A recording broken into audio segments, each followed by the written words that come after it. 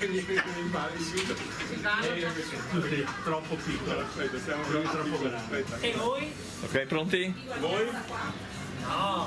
Guardate un attimo. Fermi. Non è valido. Okay. Non è valido.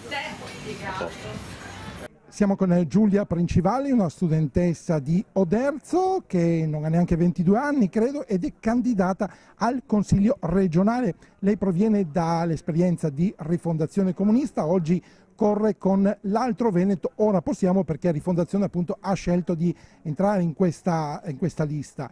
Però personalmente i temi che vorrebbe portare avanti maggiormente se verrà eletta?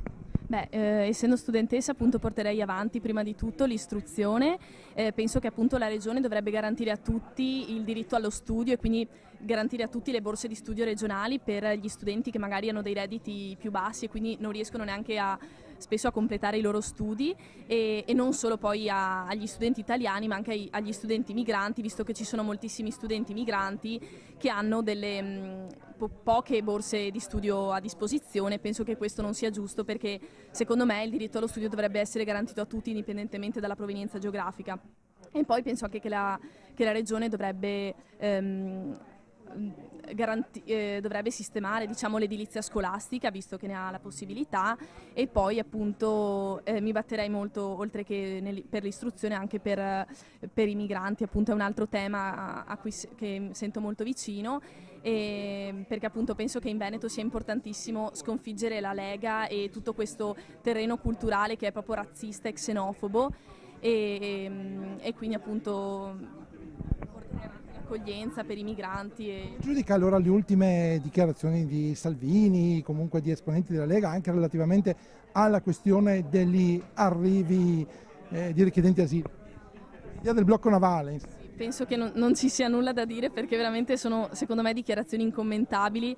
Perché appunto queste persone alla fine sono esseri umani, sono persone come noi che scappano da situazioni di guerre, di fame che in parte del tutto l'Occidente ha contribuito a portare, e quindi penso che tutta l'Europa dovrebbe accogliere e farsi carico di questi migranti, e anzi io sono per creare subito un corridoio umanitario e quindi far arrivare sani e salvi queste persone che comunque non possono essere bloccate, perché è l'unica scelta di vita che hanno venire qui, e visto che molti anni fa anche gli italiani sono stati un popolo di emigranti, penso che dovremmo capire, dovremmo accoglierli come dei nostri fratelli alla fine, perché è quello che sono, secondo me.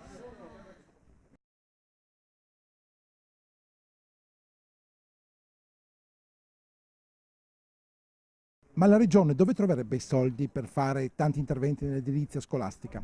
Ecco, secondo me, ad esempio, una delle prime manovre che mi viene in mente è eliminare, diciamo, le grandi opere come la Valdastico Sud, che tra l'altro hanno anche scoperto che ci sono dei rifiuti tossici sotto, la Pedemontana, il Mose e tutte le varie reti di alta velocità che vogliono costruire, perché sono delle grandi opere inutili, utili solo ai profitti di pochi e che comunque devastano il territorio. Quindi io prenderei da lì, per fare solo un esempio, dei fondi e magari li reindirizzerei sia per l'edilizia scolastica o anche ad esempio per sistemare i treni che sono già esistenti e quelli per le tratte dei pendolari che fanno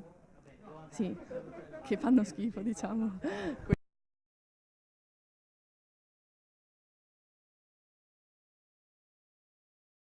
Quando uno parla come lei, la Lega dice sempre: allora a questo punto prendeteli a casa vostra.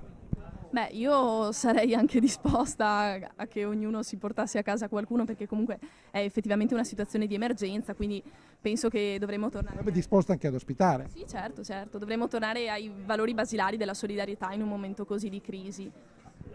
E però c'è anche il fatto che tante persone, sia italiani sia anche, diciamo, immigrati che sono qui da anni e che si erano pienamente integrati, ma non trovano lavoro o hanno perso anche il lavoro che avevano, e quindi insomma si dice a questo punto chi deve venire prima.